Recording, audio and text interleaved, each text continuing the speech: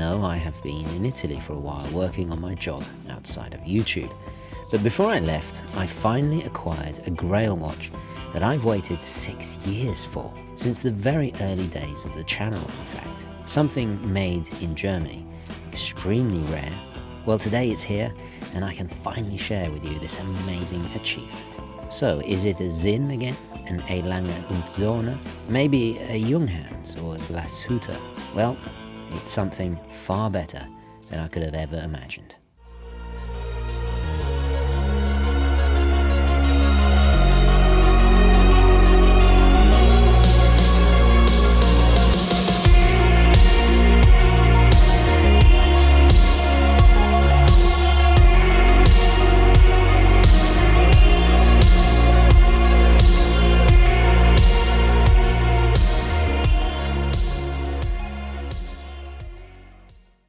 Okay, hi guys, and welcome to the show. Today, an extremely special video because I have a Grail watch. It's arrived. I've had to keep stum about this for so long, but it's finally here. Yeah, I can't even believe it's happened, to be honest. This is the 41, I'm forgetting all the details because I'm so excited. This is the 417 ES. And the first time it's in 39mm in stainless steel since the 1950s. Which a lot of people have been requesting it, and only in collaboration with this channel. This is, drumroll please again, the Red Lion. So this limited edition, there's only going to be 150 of these made available. So I'm very, very excited to present this. And this is a presentation, not a review. I think it's a little bit unfair to review this watch. So let's find out a little bit more about it. So how did this collaboration come about? Well, in a very early video of mine, shot back when I was living in New York City at the infancy of the channel, I expressed my dream of one day owning the original Hanhart 417 ES.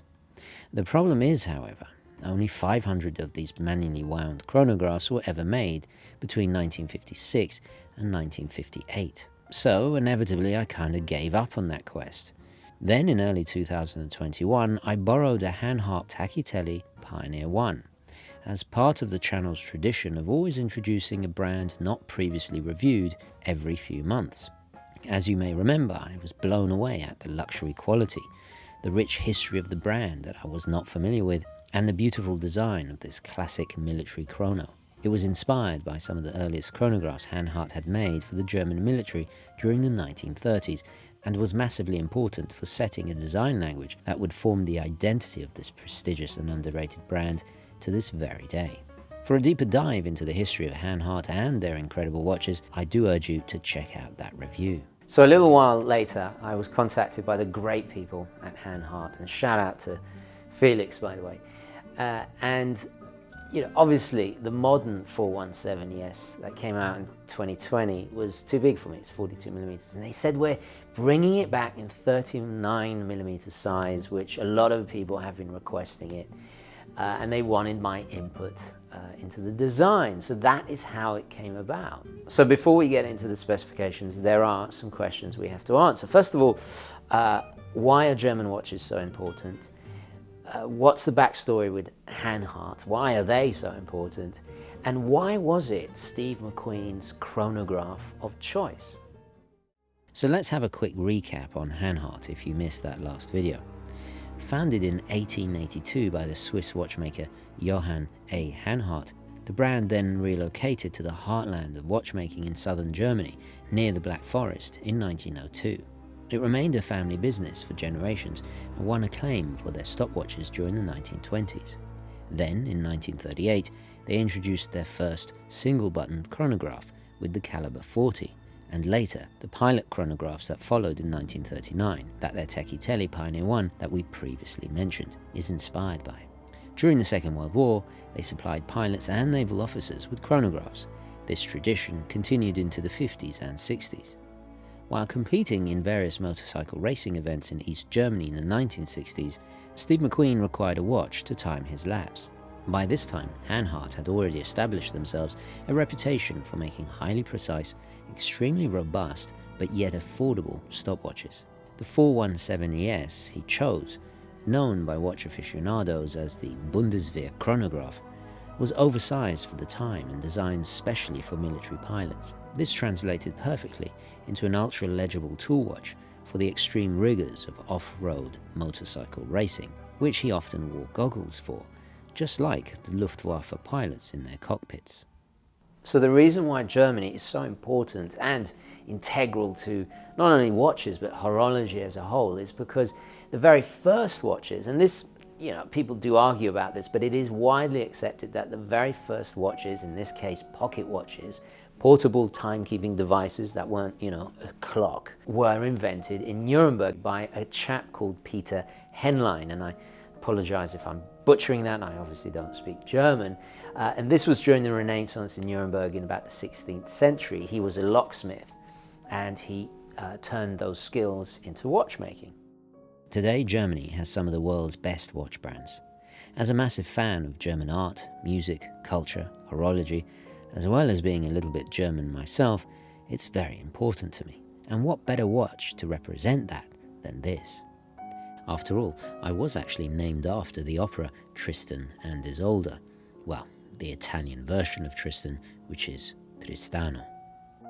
And a quick well done to everybody who noticed I mistakenly called the Focke-Wulf FW190A a Messerschmitt, which I purchased as a little treat to myself to commemorate this auspicious occasion.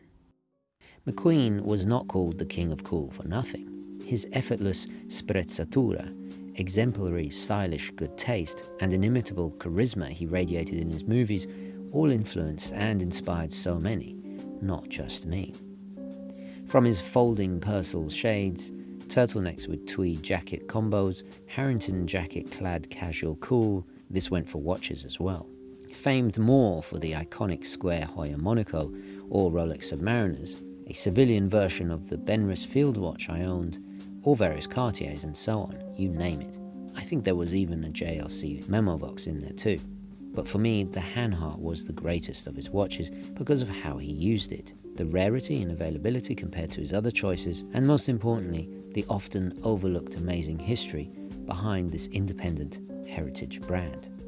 The Hanhart even made an appearance, although anachronistically, in the Second World War set British movie, The War Lover, in 1962.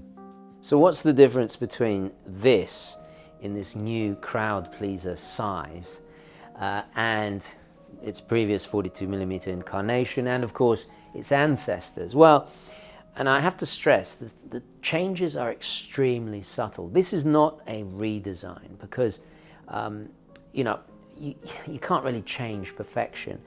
This has so much heritage, you don't want to make something completely different, completely new. So it's very subtle. Speaking of which, I am actually designing or co-designing watches from scratch. 2 projects, in fact, so stay tuned for that. Not with Hanhart, with some other brands, so yeah, stay tuned. But this is a tweaking, a little slight evolution, just to differentiate it. So let's take a closer look.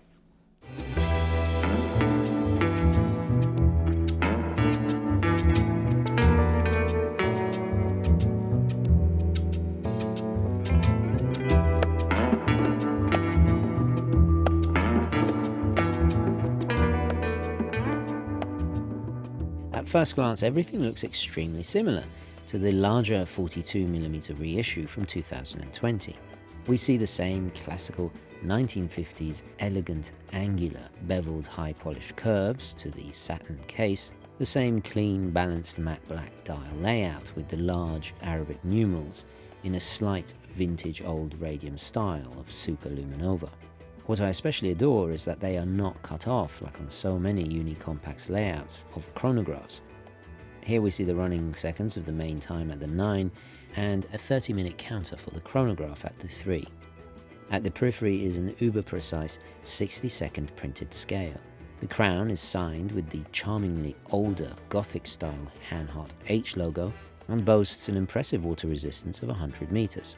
There's inner anti-reflective coating on the convex sapphire glass that gives it that glorious high-domed shape.